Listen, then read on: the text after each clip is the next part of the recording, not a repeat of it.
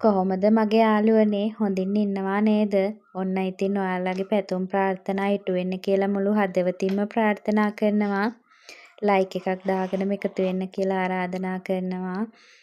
ඇත්තටම දුප්පත් අපිට පොහොසත් වෙන්න බැරිද? ඇයි බැරි? අනිවාර්යයෙන්ම පුළුවන්. මම ගත්තොත් අතේ හරියට රුපියල් 1000ක්වත් රැඳුනේ නැති කෙනෙක්. හරියට මගේ අඩුපාඩුවක්වත් මට ගන්න පුළුවන් කමක් තිබුණේ නැහැ. මම මේ ගැන ගොඩාක් කල්පනා කළා. ඉතින් මම ඉස්සෙල්ලාම පුරුදු වුණේ සල්ලි වලට ආදරය කරන එක, ගරු කරන එක, ස්තුති කරන එක. මම මගේ හිත පුරුදු කරගත්තා මට නැති වුණත් ඒ දේ තියෙනවා කියලා දකින්න. මට නෑ කියන වචනය, බෑ කියන වචනය මම කියන එක නතර කරගත්තා. ඉතින් අදටත් මගේ ජීවිතේ මං අකමැතිම වචන දෙකක් තමයි නෑ කියන වචනේ බෑ කියන වචනේ. ඉතින් අපි සල්ලි වලට ගරු කරන තරමට තමයි අපිට සල්ලි ලැබෙන්නේ. සල්ලි අතින් අත මාරු කරන හැම මොහොතකම හදවතින්ම ස්තුති කරලා දෙන්න පුරුදු වෙන්න. එතකොට සල්ලි ලැබෙනවා. සල්ලි ගත්තහම අතන මෙතන ඕනවට එපාවට දාන්න එපා. පිළිවෙලට ලස්සනට එකම පැත්තකට තියන්න පුරුදු වෙන්න. අත් දෙකෙන්ම සල්ලි දෙනකොට දෙන්න. ගුලි කරලා පර්ස් එකේ ඕනවට එපාවට දාගන්න එපා. කාසියක් වුණත් අතන මෙතන මේ විසිකලා දාන්න එපා. එකම තැනක තියන්න පුරුදු වෙන්න කාසි වුණත්. ඉතින් මම නම් මේ දේවල් එකක්වත් කරන්නේ නැහැ.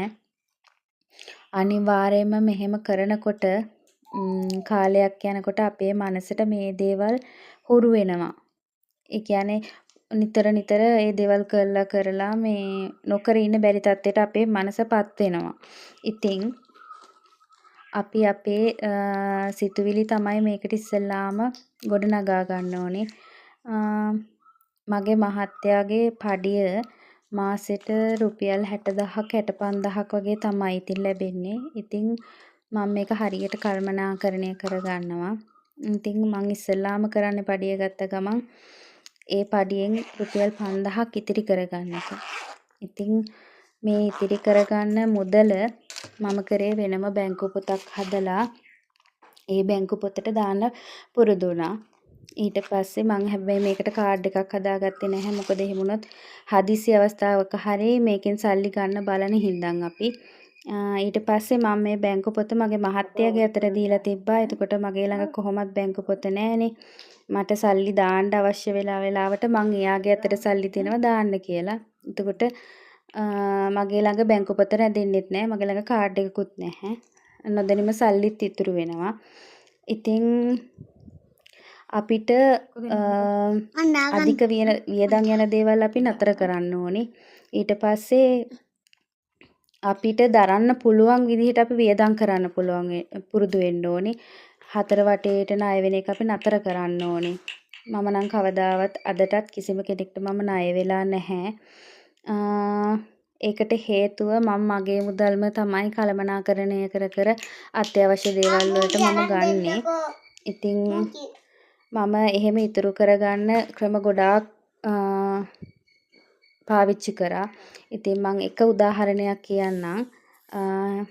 අපි කඩේට රුපියල් 1000ක් අරන් ගියොත් එහෙම අපි ඒ 1000ම අපිට වියදම් වෙන්නේ නැති වෙන්න පුළුවන් ඒ බඩුව ගන්න.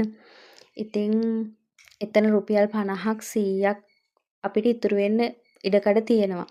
ඉතින් එහෙම අවස්ථාවකදී මම කරන්නේ ඒ ඉතුරු වෙන මුදල වෙනම පර්ස් එකක දාලා තියෙනවා. නැවත මං ඒ දේ ගෙදර වැඩවලට ගන්නෙ නැහැ. එහෙම කරලා මම ලොකු ප්‍රමාණයක් ඉතුරු කරගත්තා. එහෙම අපිට නොදැනීම මාසෙට එහෙම ගාණක් ඉතුරු වෙනවා. එහෙම යනකොට කාලයත් එක්ක ලොකු ගාණක් අපිට ඉතුරු වෙනවා. පස්සේ අපිට ඒ දේ වෙනම අවශ්‍යතාවයකට යොදව ගන්න පුළුවන්. ඉතින් මං ඒ විදිහට තමයි මුදල් කළමනාකරණය කරගන්නේ. ඉතින් අනිත් දේ තමයි සල්ලි කළමනාකරණය කරගන්න තමන්ම හුරු වෙන්න ඕනේ. හැම මාසෙම පුළුවන් විදිහට පින්දහම් කටයුතු වල යෙදෙන්න ඕනේ. මේ දේ කරනකොට හදවතින්ම කරන්න. මොකද නැවත ආයේ බලාපොරොත්තුෙන් කිසිම දෙයක් කරන්න එපා. අනිවාර්යයෙන්ම එතකොට අපිට ලැබෙනවා. ඒක මම අත්දැකීමෙන් කියන්නේ. අනිවාර්යයෙන්ම ඉතින් අපේ ජීවිතේ ගොඩ දා ගන්න පුළුවන්. ජීවිතේ වෙනස් වෙනවා අනිවාර්යයෙන්ම. ඉතින් සල්ලි ගැන කතා කරන්න ගොඩාක් දේවල් තියෙනවා. හිතුවොත් අපිට කරන්න බැරි දෙයක් නෑනේ. ඉතින් මම මගේ අත්දැකීමෙන් තමයි ඉතින් මේ දේවල් කියන්නේ. මම අවුරුදු 5ක් තිස්සේ කරගෙන ආපු දේවල් මේ මට ඉතින් ලොකු ප්‍රගතියක් තියෙනවා මේ දේවල් වලින්. ඉතින් මම ඔයාලටත් ආරාධනා කරනවා අනිවාර්යයෙන්ම අපිට දෙයක් කරගන්න පුළුවන්. අපිට වෙනස් වෙන්න පුළුවන්. සල්ලි ගැන නම් ගොඩාක් දේවල් තියෙනවා කතා කරන්න. ඉස්සරහට කතා කරමු ඉතින්. මගේ අනිත් වීඩියෝ ටිකත් බලන්න කියලා ආරාධනා කරනවා. මට ඉතින් කමෙන්ට් කරන්න, ෂෙයා කරන්න, බෙල් අයිකන් එක ක්ලික් කරන්න. අපි ආයි ඉක්මනටම හම්බ වෙමු. ගොඩක් ආදරේ ගිහින් එන්න.